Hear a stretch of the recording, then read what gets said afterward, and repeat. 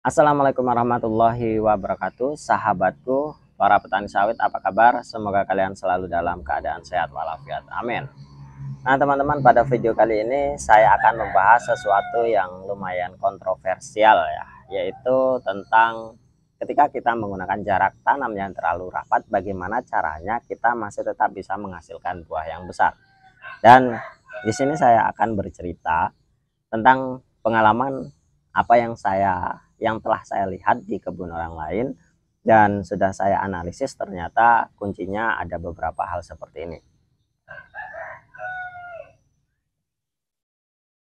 Jadi teman-teman, kalian yang sudah terlanjur menggunakan jarak tanam yang terlalu rapat, lebih rapat dari rekomendasi yang sudah diberikan, misalkan kalian menggunakan jarak tanam yang lagi viral ya, 6x6 atau 6x7 atau 7x7 seperti itu, dengan pelepah panjang atau mungkin pelepah pendek juga, itu masih juga terlalu rapat. Jadi kalian ingin tetap mendapatkan hasil atau buah yang masih dianggap besar namun dengan kuantitas batang yang banyak. Tentunya ya itu sangat membahagiakan bagi kita ya, dengan jumlah batang yang banyak, nah dengan buah yang besar, dan tentunya hasil tonase yang akan kita dapatkan juga akan lebih besar. Nah, tentunya teman-teman, kita sudah sama-sama tahu resiko ketika kita menggunakan jarak tanam yang terlalu rapat ya.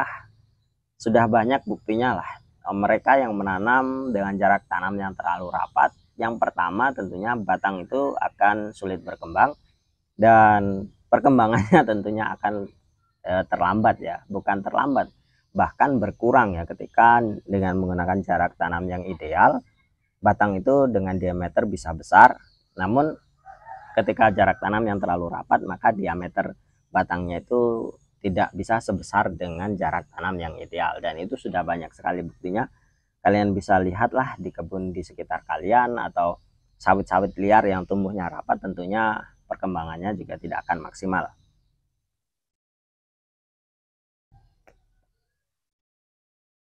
Nah, teman-teman, bagaimana sih caranya supaya sawit kita itu bisa menghasilkan buah yang besar dengan jarak tanam yang rapat? Nah, ini saya akan sharingkan. Ini sesuai apa yang saya lihat loh, sesuai apa yang saya analisis dari kebun-kebun yang ada di sekitar saya. Yang pertama, kalian harus melakukan ekstra pemupukan, teman-teman.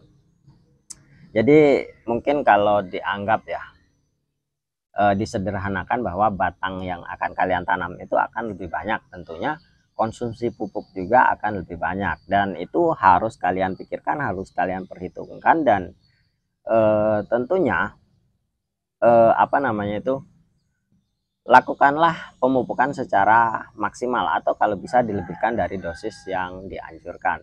Atau kiranya kalian mampunya sekian, ya kalian harus paksakan untuk lebih. Jangan sampai dengan jarak yang sudah terlalu rapat kalian abaikan pemupukan untuk kebun kalian, atau bahkan kalian tidak memupuk sama sekali ya. Jadi usahakan pemupukan yang maksimal lah, kira-kira intinya seperti itu. Jadi dengan jarak yang terlalu rapat, kalian harus memberikan nutrisi yang lebih untuk kebun kalian, sehingga pertumbuhan itu masih tetap bisa stabil, dan kebutuhan nutrisi dari kebun kalian atau batang sawit kalian itu masih tetap terus terjaga, dan pertumbuhannya tidak terganggu. Dan itu adalah faktor yang harus kalian perhitungkan, harus kalian lakukan pertama kali ketika kalian menggunakan jarak tanam yang terlalu rapat.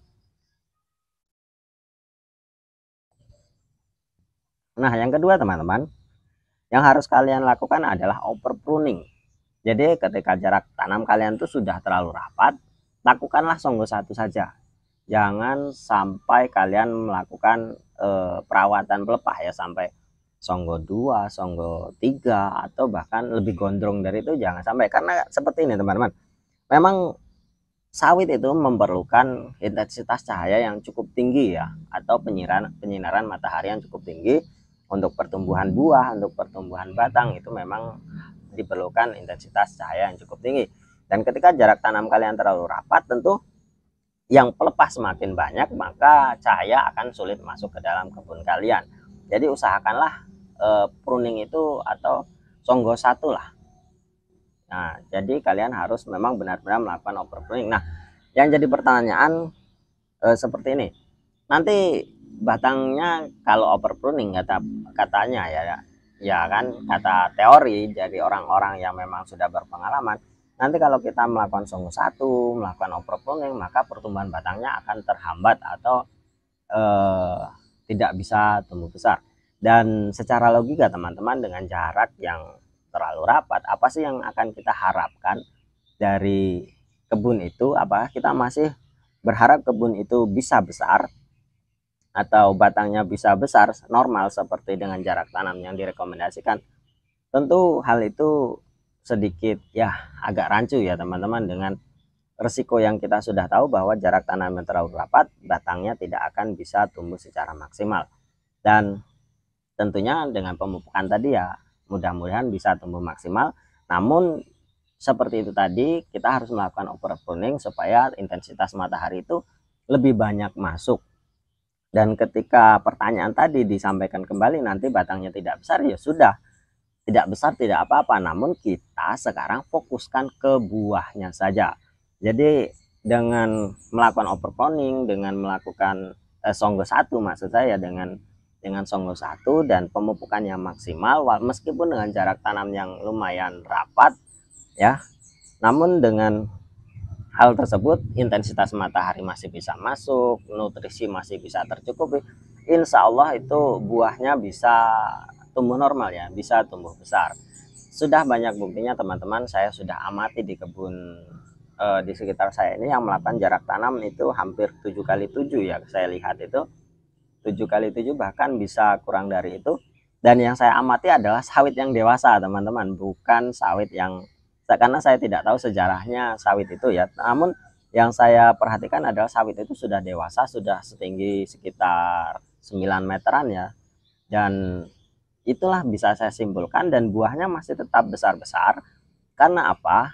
Ya itu kan kalau sawit sudah 10 meter ke atas pasti songgo satu ya, tidak ada songgo dua, songgo tiga, itu tidak ada. Jadi songgo satu, dan pemupukan yang dilakukan oleh si pekebun itu memang benar-benar maksimal, dan buahnya teman-teman alhamdulillah lumayan besar-besar dan bisa diandalkan, dan buahnya juga masih bagus dengan kondisi seperti itu, dengan jarak tanam yang rapat, dan tentunya dengan overpruning atau songgo satu, sinar matahari itu masih tetap bisa masuk.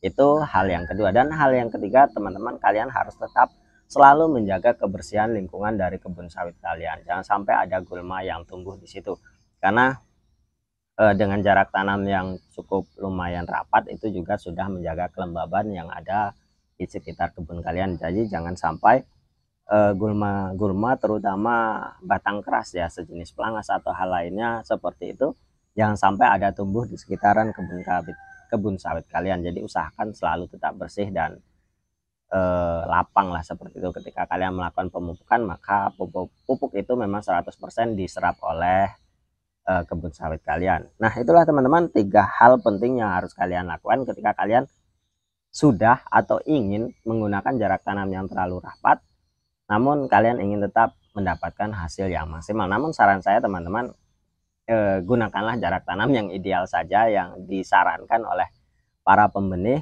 ya, minimal 9x9 segitiga sama sisi lah.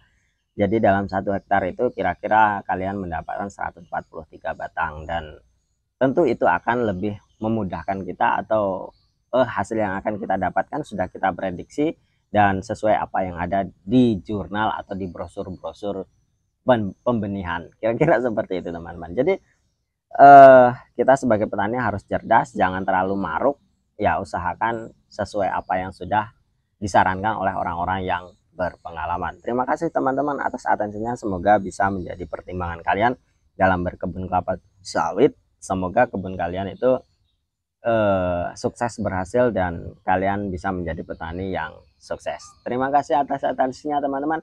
Wassalamualaikum warahmatullahi wabarakatuh.